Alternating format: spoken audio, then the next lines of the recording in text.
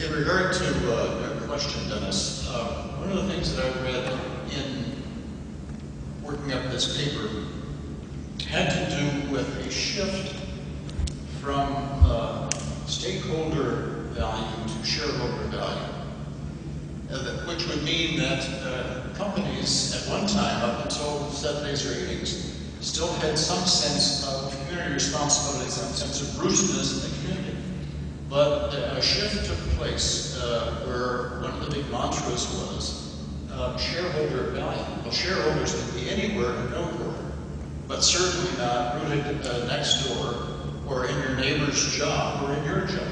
And so one of the things, one of the tensions now that is typical of this country is between the individualism, not necessarily the radical individualism I spoke of, and the commons.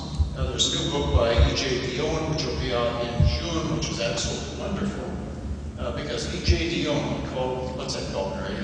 Broken Heart or something like that. Our Divided Political Heart. It will be out in June. I happen to be fortunate enough to have a pre-release copy. I don't know. But E.J. Dionne is making the point that in American history there is this tension between community and individualism, and that is one of the dynamics that goes all the way back to the beginning and is still operative now. So, back to my point, companies need to again become rooted in their communities as much as possible, rather than just looking out for the bottom line for whomever owns their stock, regardless of where they happen to be. Since my job is to moderate, go ahead.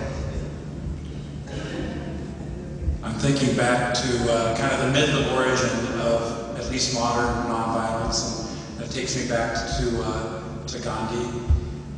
Gandhi faced a situation where millions and millions of people regarded the British Raj, the system, as a monster, as a machine of oppression.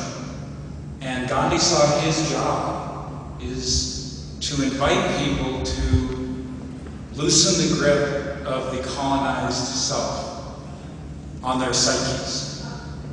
The importance of that was most of his work. He did demonstrations, he did negotiating, but a lot of his work for 70 years was how do you break the chains of the internalized oppression that keeps this system in place. Gandhi was sort of like a mathematician. He said, how is it that 100,000 police officers and soldiers control 350 million Indians? And he said, this is a very sophisticated colonial system, but in the end, we are giving power to it. And his job was to invite himself and others to break those chains. So in my response to this question, I would say, we, like Gandhi, are facing these monsters, but within those monsters are human beings. In those systems are human beings. So we have to, first of all, decolonize ourselves, or consumerism, or whatever it is, and that's a long process. It's a spiritual practice. It's a kind of therapy. But the next job then is to non-cooperate with it, but also to see that the people within these systems also have a piece of the truth. And that is very, very difficult to do when we hear all these consequences of it. But I don't think, I would invite us to find a way to do this that says, I'm not condoning the violence or injustice, but I'm recognizing that there are people in these systems who also want to see